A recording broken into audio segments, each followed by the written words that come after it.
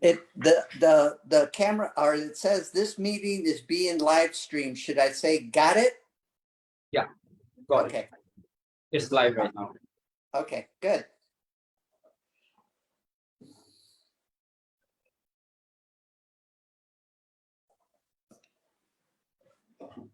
Well, so thank you so much, and thank you very much, and a very good evening to all of you guys. So thank you so much, audience who are right now in here.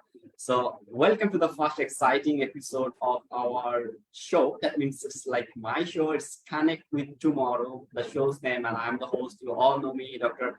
Hossain Al-Amin. I'm a public health specialist, and today we have a truly remarkable guest who is joining with us to explore a topic that touches the heart of every individual's dream and aspiration. So our today's topic is how do I attain all my desires, goal, and aspiration within me?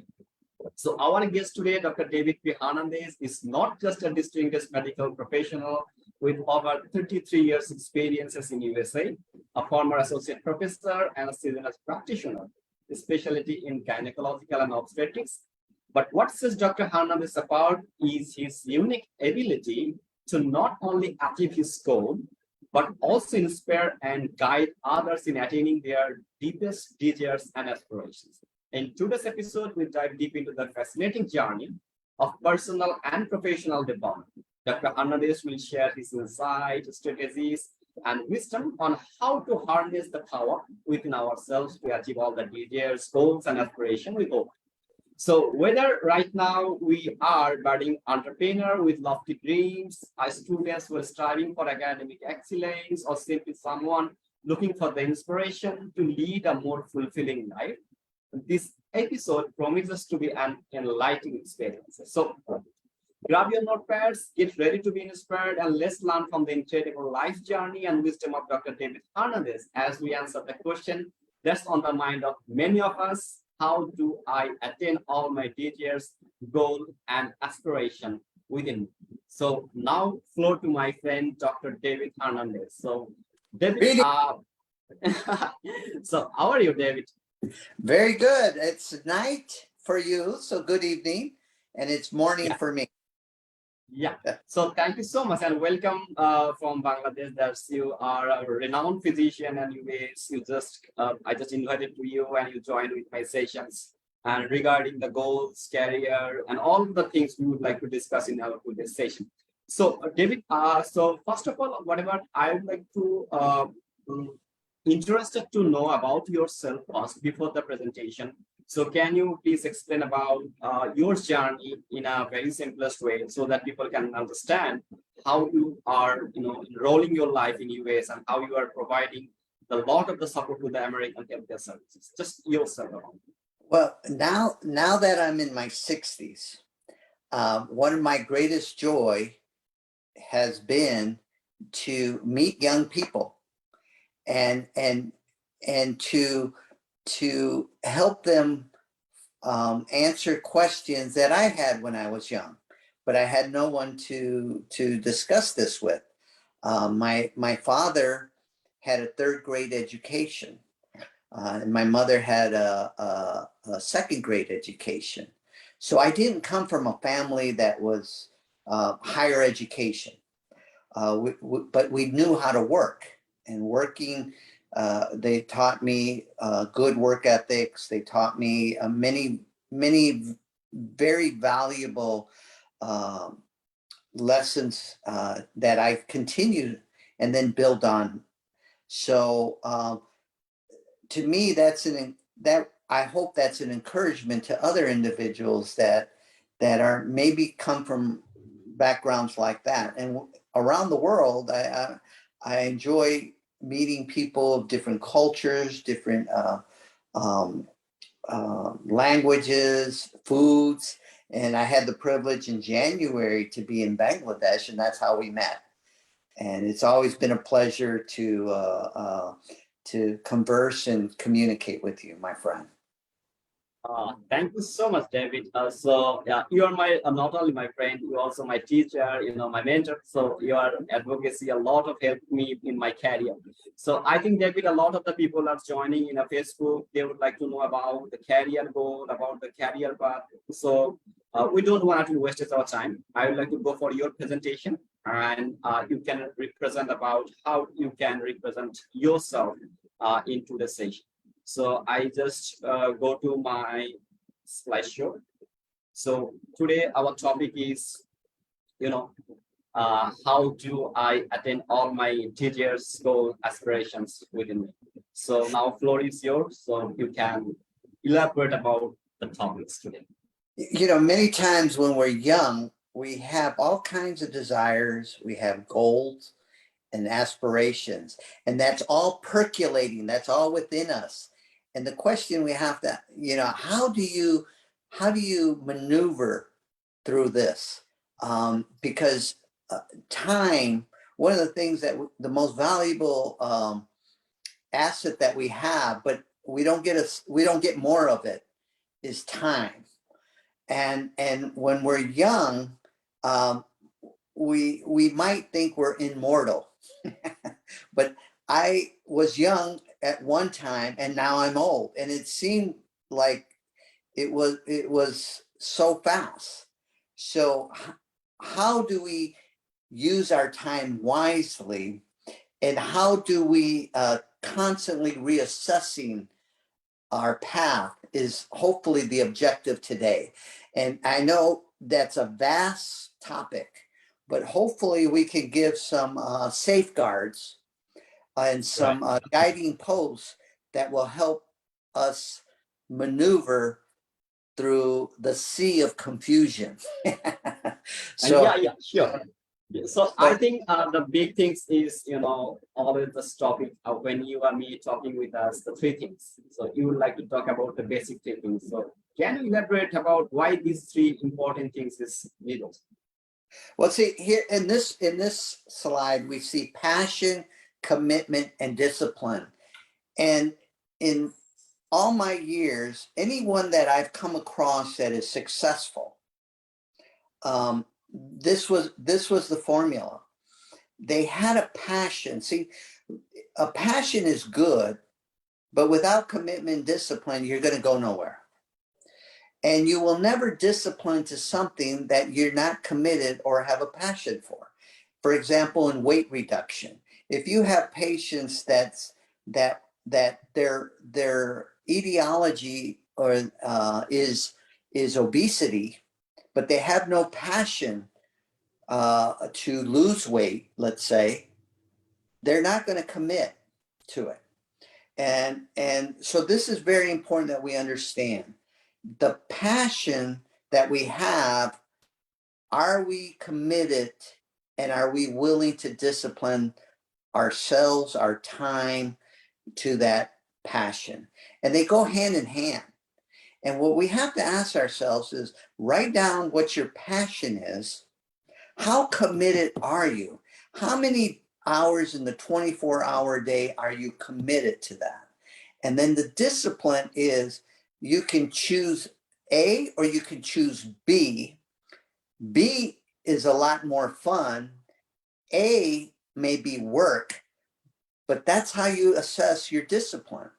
And what you have to ask yourself, a lot of times our passion, we're not really committed to it, much least we're going to discipline ourselves. And we have to be realistic, and we have to ask ourselves that.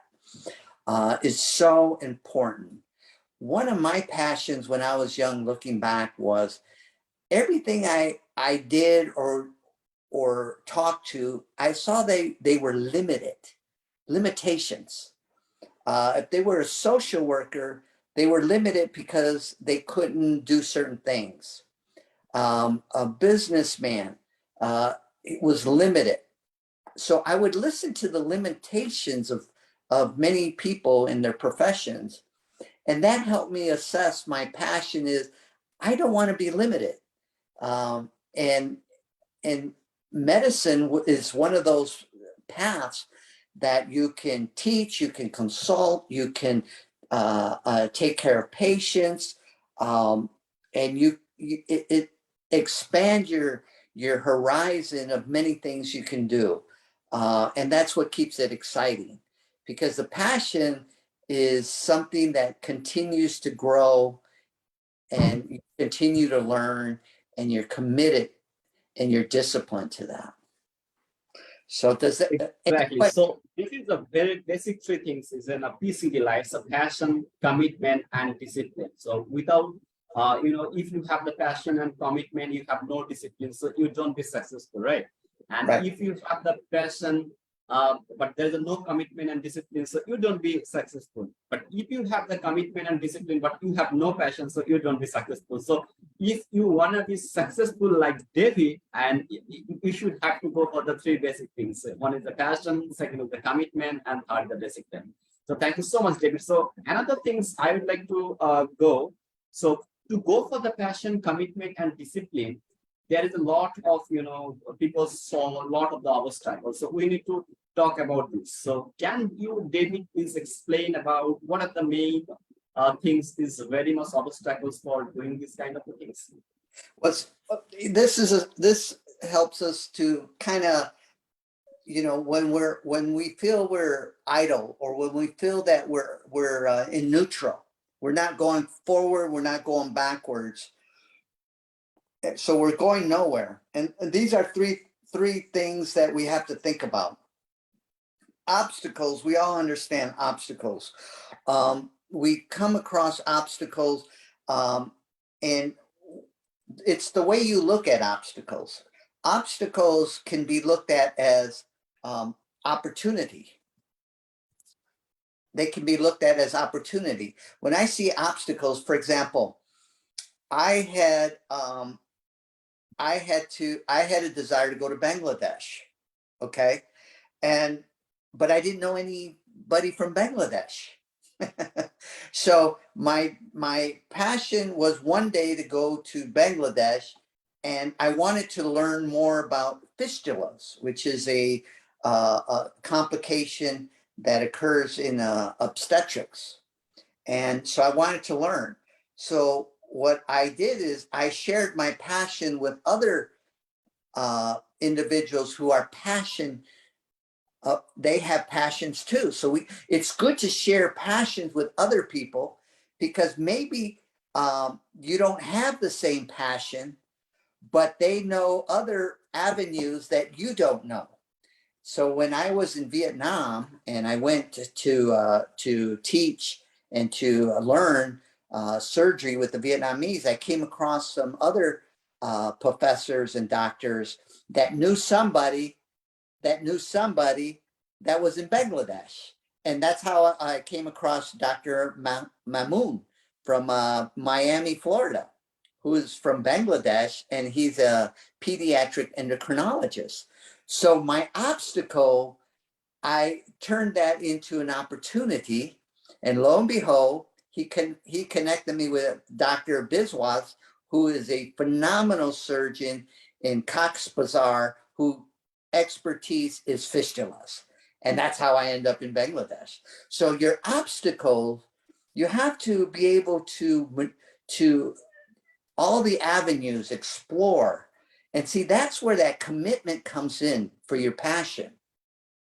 And then once the discipline comes in and says, okay, do I buy myself a new suit? Do I buy myself a vacation? Or do I use that money to pay for my ticket, airfare, to go to Bangladesh? You see how the passion, the commitment, and the discipline. So you have to understand, is it an obstacle? And obstacles you can overcome, okay? If you explore, and then sometimes that obstacle, you may not go through the mountain, but you can go around the mountain, or you can go over the mountain. And that's what the passion, commitment, and discipline helps you to overcome those obstacles. Now, the other factor, but then we got to ask ourselves about excuses. Sometimes we make more excuses than exploring solutions and remedies and problem solving. And I stay away from people that make excuses. I don't associate with people that make excuses. And then, so we understand what that means. So you got to ask yourself, is this an obstacle or is this an excuse? And lastly, is an illusions. Sometimes, like for example, I use the example. I am not very big man. I'm not tall, so there's no way I'm going to be a national basketball all-star player. Okay, I mean these gentlemen are 6'4", 6'8", which is 2 meters and centimeter, 2 meters with centimeters. I'm not equipped or built for that. So a lot of times we got to ask ourselves about illusions, and many people have a passion, and you can tell it's an illusion because they're not committed to it and they're not disciplined to it. And this is something that we have to really assess and ask ourselves: am I making excuses? Is this an illusion, or is this an obstacle that I can find solutions and problem solve? Exactly. Thank you so much, David. So right now I will show a picture so that David, you can see this picture. So David, this is your shoes, right? So I just provide the audience who are seeing this video. So Mr. David, who is a renowned physician in US. So he just started his medical school with this shoe. So can you provide any kind of the story or behind the story about this shoe? And you still preserve in your, room. So what is the story of this shoes, David? Well, this shoe, I forgot about it. The other day, my wife was going through the house and looking for something, and she came. I did not know she saved these shoes. Now, these shoes were brand new when I started medical school, and I bought a pair of shoes that they were going to last. They were going to last, and these shoes are about 5-6 years, and I wore them pretty much every day. And my passion was to become a physician. I was committed to it, and I was disciplined. So there was times I said I have to buy a textbook or to buy new shoes.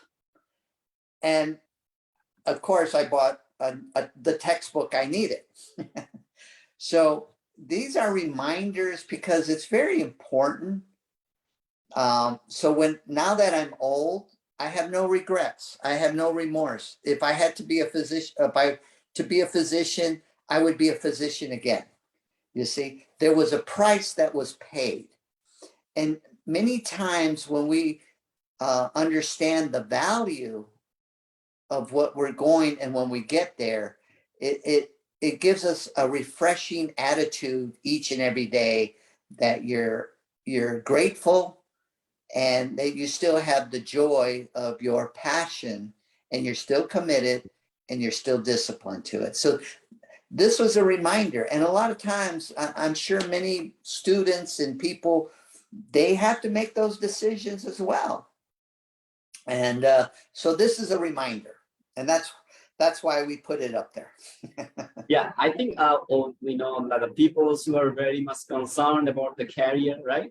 So Yes. everyone has a story. So David has a great story about, so that David is right now in this status. So again, I just moved to another slide. So David, can you provide why these people, Mr. Langley, are here, and how can you explain this story about this colonel? All right, this is a colonel who was very prestigious in the beginning of the 20th century.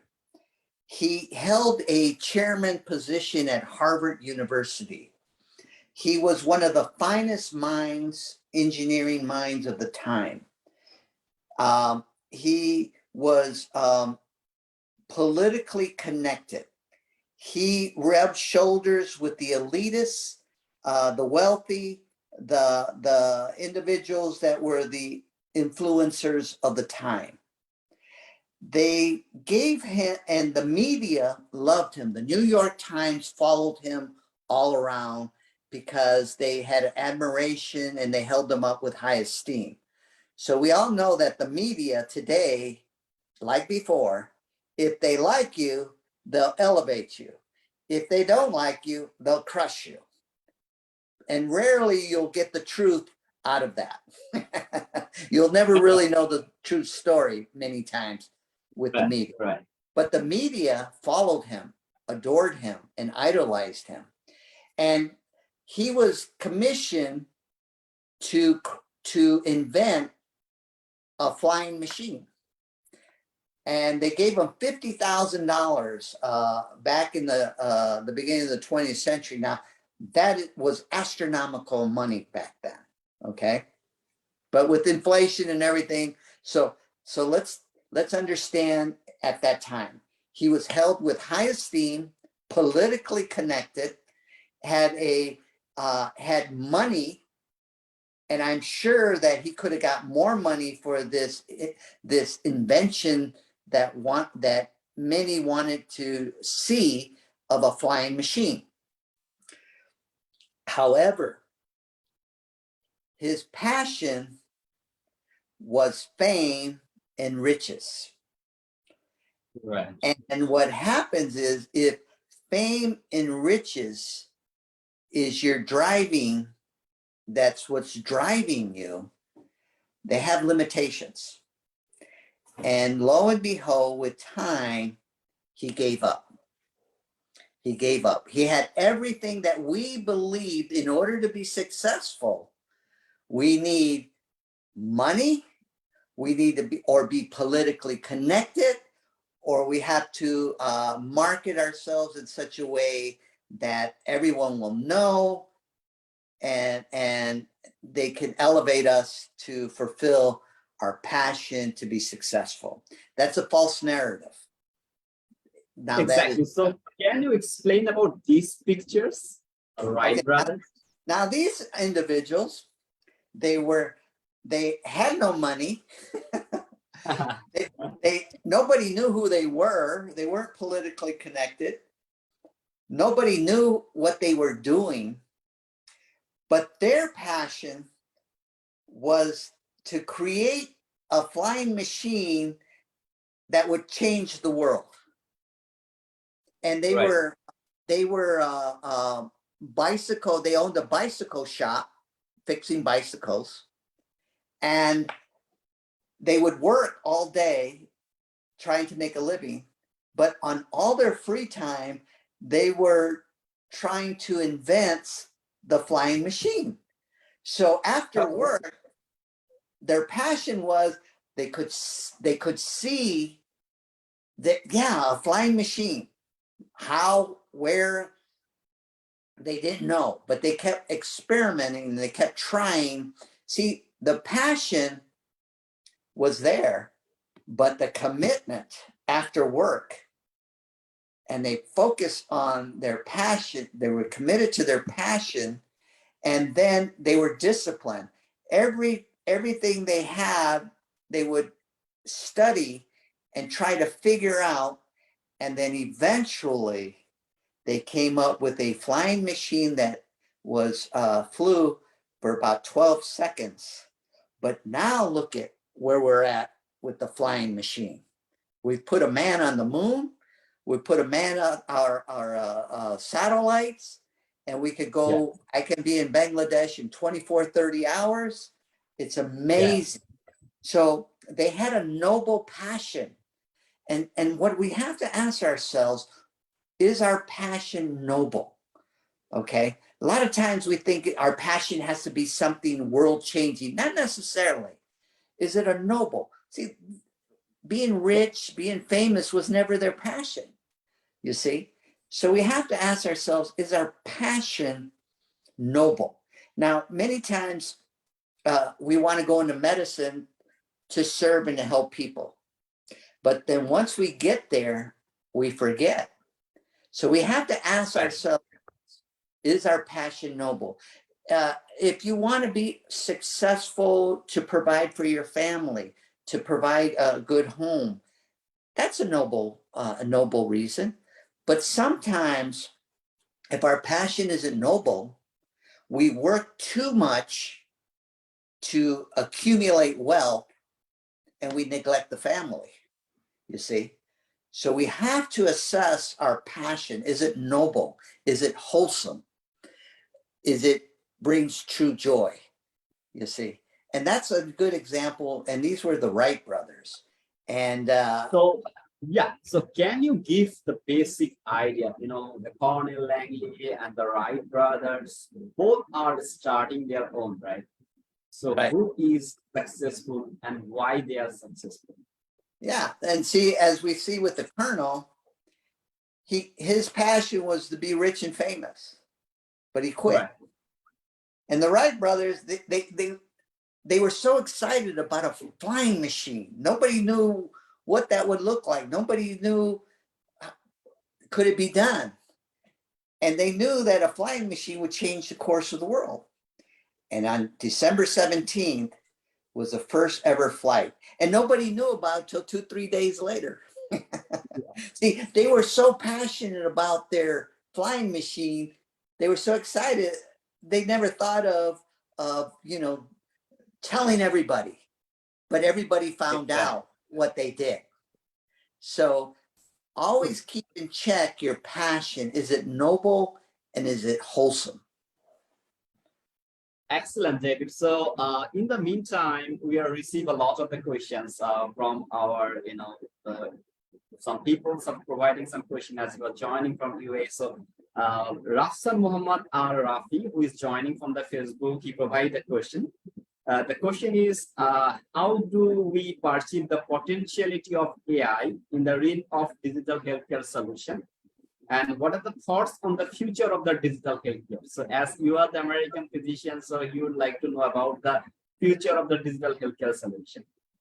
I'm sorry, the question was again, what? Okay, so the main question is, Rafsan Muhammad Al-Rafi, he is a medical student. He would like to know about what are the future of digital healthcare solution in the world. What is the future of digital healthcare solution? Let's say artificial intelligence, some lot of predictive analysis, precision medicine, electronic medical records, a lot of the advanced technology is incorporated in the healthcare system. So what are the future of this digital healthcare system around? Somebody asked me about that, some consultant that was in artificial intelligence. What is the role in medicine? So the role of medicine, artificial intelligence, what it will help us do is to laser focus a diagnosis, okay, taking all the data, all the randomized controlled studies, putting all this together to come up with a probability or statistical analysis of a diagnosis. Therefore, we all know that a good physician is a good clinician who is an excellent diagnostician, right? Because if you don't have the diagnosis, who cares what the treatment is? You got the wrong diagnosis. Exactly. However, the limitation in artificial intelligence I see in the United States, you cannot change behavior. You cannot change behavior. This is one of the most frustrating things in medicine. For example, the data is well clear that smoking, there's no benefit from it. We see the harm that it does. I've been at cancer centers where someone had a lobectomy, one lung taken out, oxygen tank, and still smoking. In the United States, 60% of our population is obese, okay? That brings heart disease, diabetes, etc. All right? To get a patient to be passionate about their health is still going to be an obstacle. So artificial intelligence has its limitations. Many times, the beauty of going around the world is learning from you and learning from other clinicians and practitioners how to do the maximum with the minimum. I believe that's the beauty of medicine. If you have all this technology, wonderful. But what happens if there's no electricity? You see? Yes.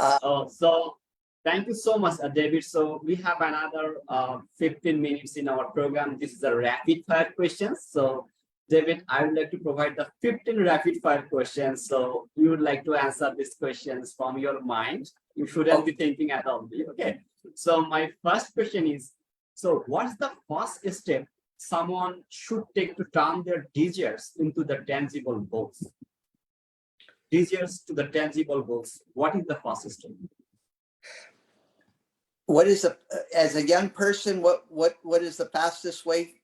Is that what you're asking? My question is, what is the first step someone should take to turn their desires into the tangible goals?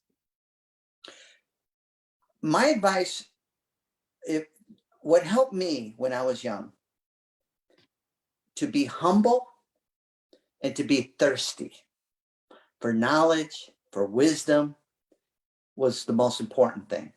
Because if I was humble, I would commit and I was disciplined to listen and to learn. And that's lacking today in young people, is to be humble, because we have access to the internet. We have access to so much technology. And then to be thirsty and hungry for knowledge and for wisdom, always wanting to learn. I remember I would follow my professors and would go in surgery to learn, to be with them and at night or on the weekends when I had no responsibilities, but I wanted to learn. So that is one of the things that with us older, I'm always looking for young people that are humble and then hungry and thirsty. And I need to be patient and wise to listen and to pour in to the next generation. Excellent. So you were very good in your first question. So my second question is, so can you share your personal success story of turning your own desires into reality? Your personal success story. Well, the successes, the beauty of all this is I've been around the world. We've done a lot of things around the world and in the United States. And I believe that I've been protected because when I get discouraged, I'll get a phone call or an email or a text from somebody thanking me for what I did for them or how I helped them. But I don't get too much of that, because then my head doesn't grow. You see, then I don't become arrogant and proudful. So there's a balance there, which is very good. You know, I'm not doing this to be successful. What I'm doing this is that you be successful, that you serve the good people of Bangladesh, or that's what it's all about. You know, from dust we came, from dust we return. But the joy that I have is, and my success is seeing other people successful.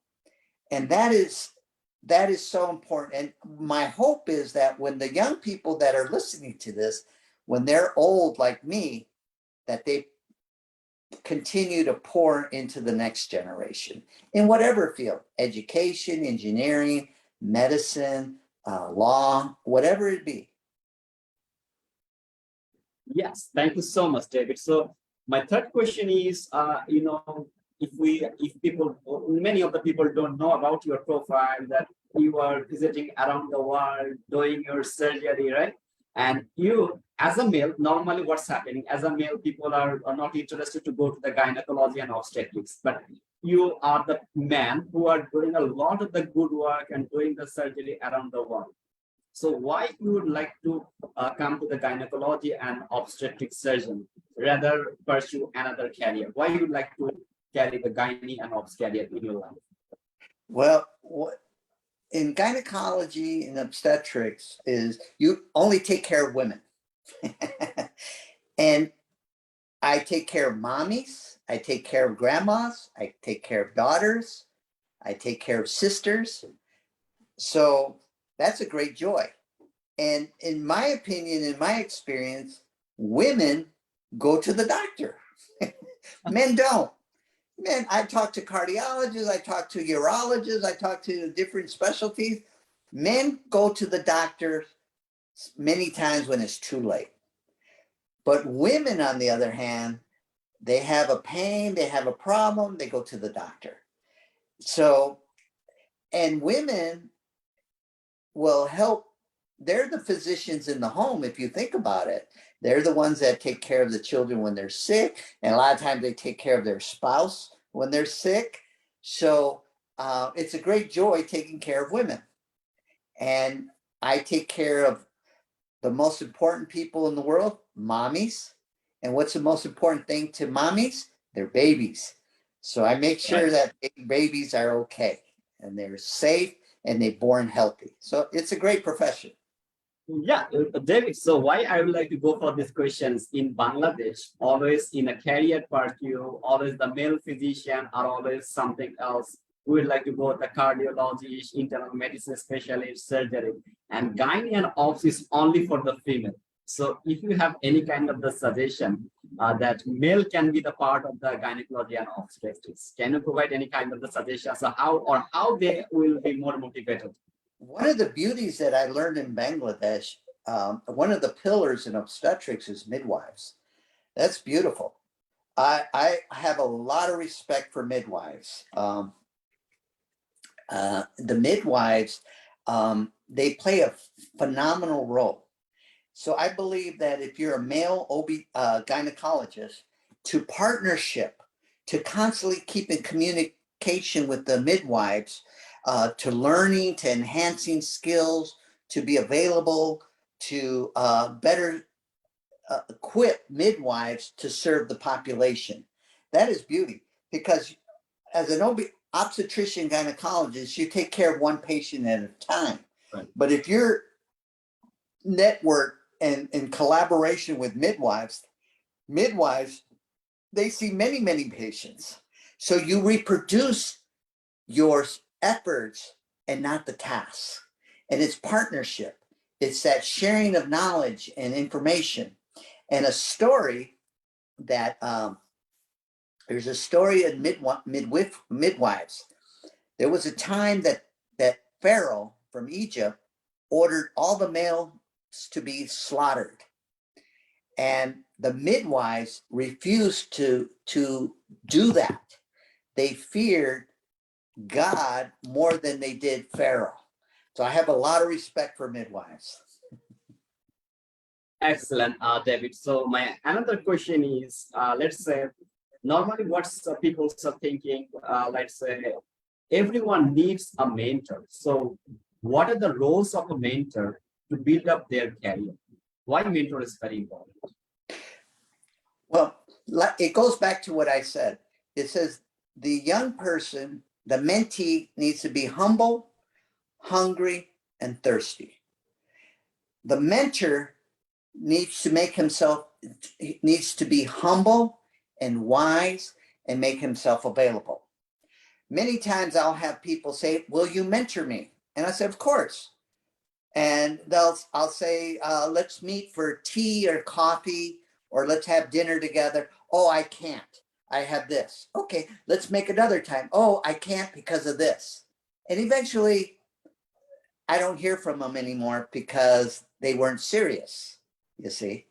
But if I told somebody, like I told you, we will do this podcast, here we are, because Right. you made yourself, you were asking, you want to better be equipped to serve the good people of Bangladesh. I need to be humble and wise and make myself available. So that's the formula is, and it's, a lot of times we want somebody, who is very successful. Okay.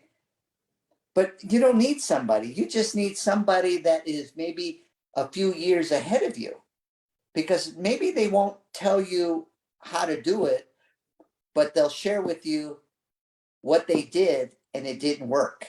That is very valuable too, because we talk about our successes, but we don't talk about our failures. And Exactly. I share failures. Like when you told me about how do you get people to be passionate about public health? And I go, the question to be is, let's find out what people are passionate about, right? I mean, public Right. health is wonderful. Public health is, preventive medicine is the answer, but not everybody's passionate about it. So, Exactly. you see, so it's important. Like, not everybody wants to be a gynecologist. That's okay. They want to be a cardiologist, an internal medicine. That's fine. We need them all.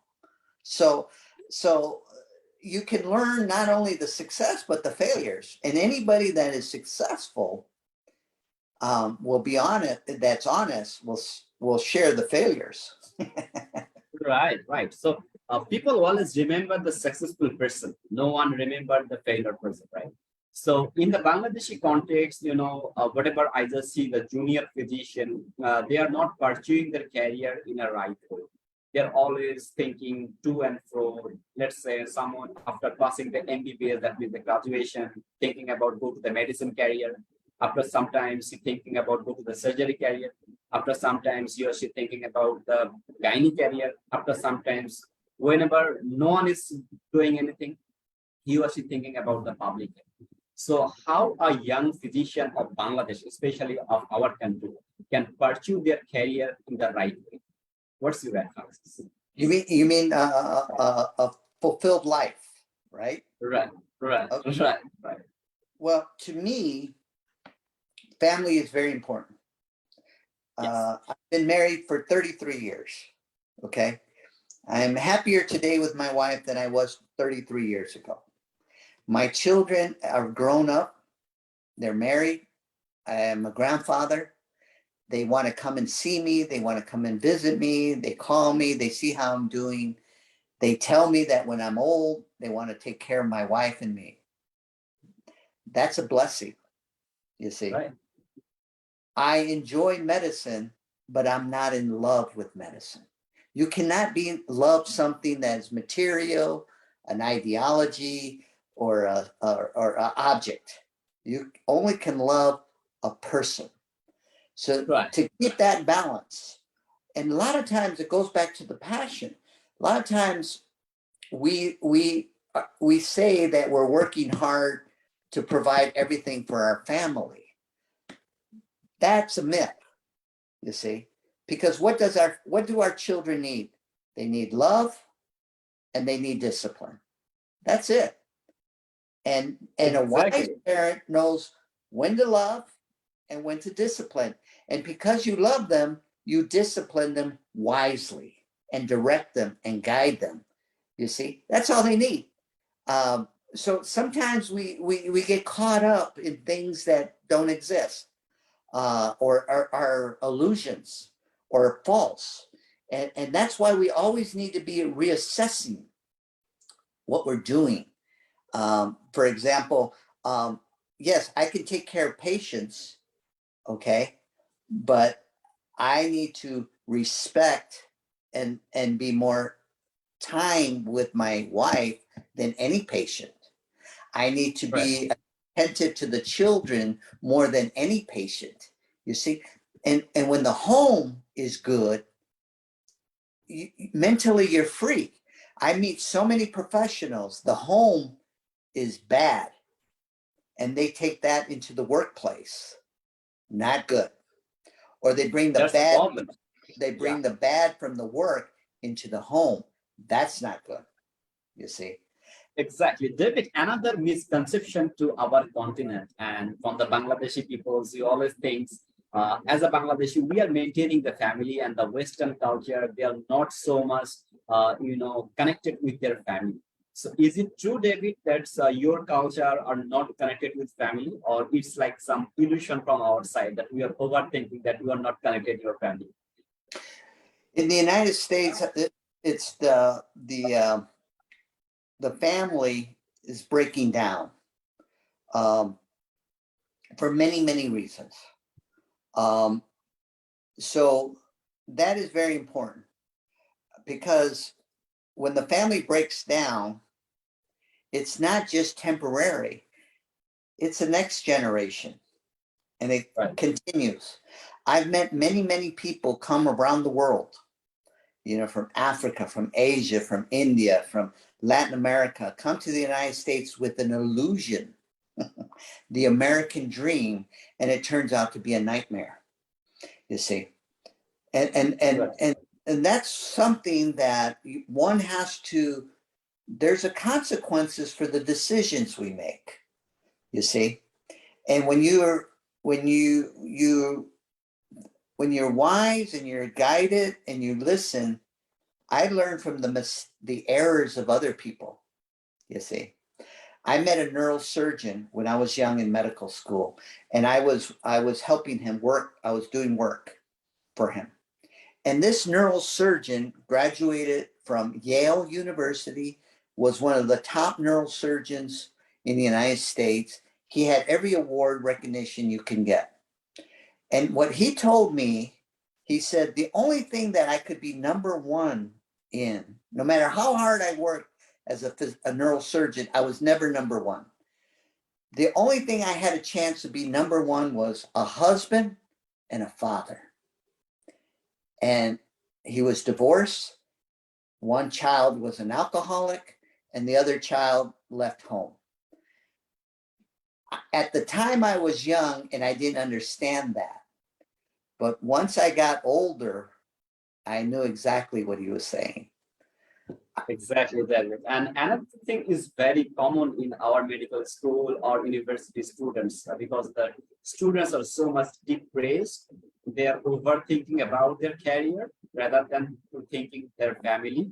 So that will create a lot of the problem. If I give an example, normally it's 7 days and 6 days your working days and 1 day your holiday. But normally what is happening for the young physician in Bangladesh, because there's a lack of many salary, because the salary structure of our young physician is very poor in Bangladesh. So they are trying to give the over duty in the Friday, and that will create a more pressure, more frustration, and the more depression. So any suggestions to you of our young physician, how they can get rid from this kind of the situation, especially the depression, frustration, and something else? Well, what happens is if you're single, you have to be able to say, what are your priorities? You can't have everything.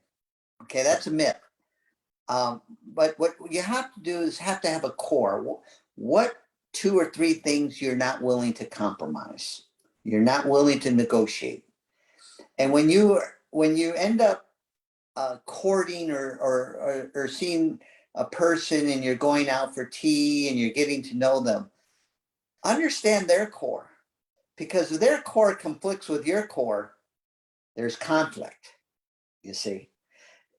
And if you're already married, you have to ask yourself, for example, my wife, she didn't work. She stayed home. So we did with my income. We didn't buy things. We didn't, but we were happy and we ate good. And my kids I was able to be there to guide them, to train them, you see. So Right. you can't have it all. And I think it's very important to, when your home is good, your home should be your kingdom, should be the king Right. and the queen, right? And you need to Right. treat each other that way. It's so important because your patients, when you take care of them, you take good care of them. But if you're not there, somebody else can do that. Somebody else can take care of them. But if home is not taken care of, nobody can take care of the home like you and your wife or your husband. They're the ones that can do the best job. And we have to keep that in focus. And my hope is that the mistakes that we've done, that other people don't do. Because So family is non-negotiable, right? you have to, if that's your objective, if that's your goal, you need to partner with somebody that has that same goal. Because if not, there's going to be conflict. So another question is, the lot of the Bangladeshi students want to pursue their career in the US, either from USMLE, residency, or the public health. So can you give any kind of the suggestions how they can pursue their career in US, and what is the advantages, and really there is a advantages or not, or what are the present condition of the US for the Bangladeshi students? Well, there's many international students that are in the system now. As you probably know, your medical degree will be acknowledged, but your training will not. Therefore, the USMLE 1, USMLE 2, and 3. And the problem that's happening in the United States right now is that there's a shortage of physicians, and there's a shortage, and there's certain areas that have a lot of physicians, and then there's some areas that don't have many physicians. There's a shortage. But the problem is there's not enough training for physicians. So all these physicians that come to the United States, there's not enough places to train. That is a big problem. And until that's remedied, until that's made a priority, we're going to continue to have a shortage, because I've met some international doctors that are phenomenal, so clinically astute, because they've worked so long without the technology. You see, all clinical, to master becoming a diagnostician. Because unless you can do that, I don't care what treatment, you don't have the right diagnosis. So one would have to ask, what is your objective to come to the United States? That passion, Right.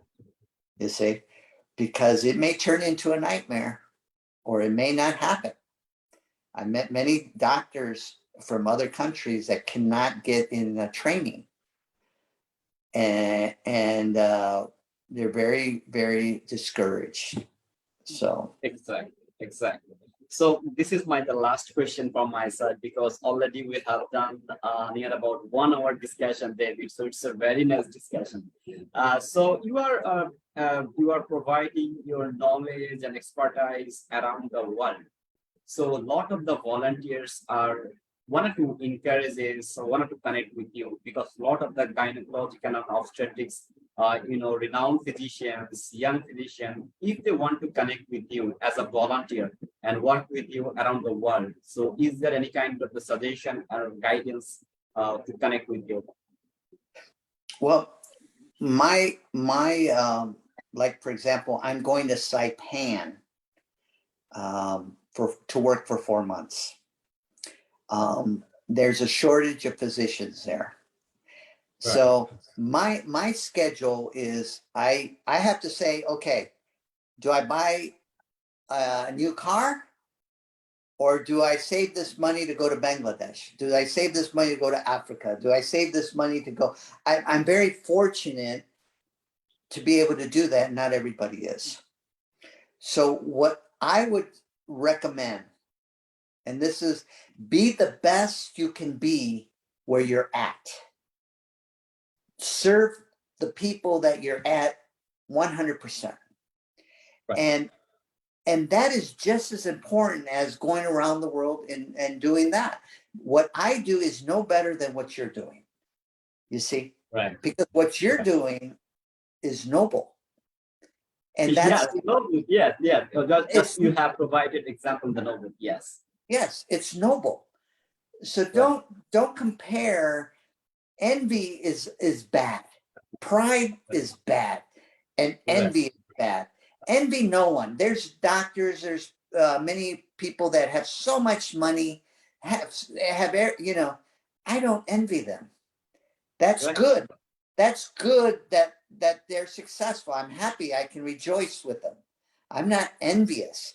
And that's very important, because as physicians, We're always comparing ourselves. Think about it. Our system. You're always in a race comparing, but that is okay for temporary, but that is exhausting. That is exhausting. Exactly. So thank you so much, Mr. Dr. David Hernandez. You are a very good person. It's really a great moment for ourselves as a Bangladeshi to work with you, to connect with you and provide some best guidance from your side. So this is my last questions to you. As you are the US person and you just talk with us, that means the Bangladeshi people. So can you provide any your final statement or something, any comment about the Bangladeshi people and any advice or encouragement to you so that our youth physicians or youth leader can encourage us more self and serve our beautiful country? What I learned in Bangladesh is that I have more similarities with you than differences. That's what I've learned. You're noble. The people are noble. They got good hearts. They want to live in peace, and we need to all be reminded what is most important. And my hope is that the good people of Bangladesh not lose sight of the wholesomeness and the nobility of your culture, your foods, and the family. Okay, so thank you so much, Dr. David Hernandez, to join with my new show, Connect with Tomorrow. It's a very nice pleasure to connect with us in my first show, and it's an international and global show that we have planned to connect a lot of the physicians, a lot of the renowned person around the world who can talk, who can provide some information to ourselves so that we can inspire from the home and we can encourage us to provide the additional and exponential healthcare services and other services in our beautiful country, Bangladesh. So thank you so much, David Hernandez, for joining this session. And thank you so much, all of the guys who are present and who are providing their beautiful questions to us. And hopefully we can connect together, we'll join together and we'll work together. And thank you so much, David. Welcome to Bangladesh again, and hopefully we can work together very soon again. Thank you so much, and have a good day to you and have a good night to us. Thank you so much. Best wishes. Bye-bye. Bye-bye.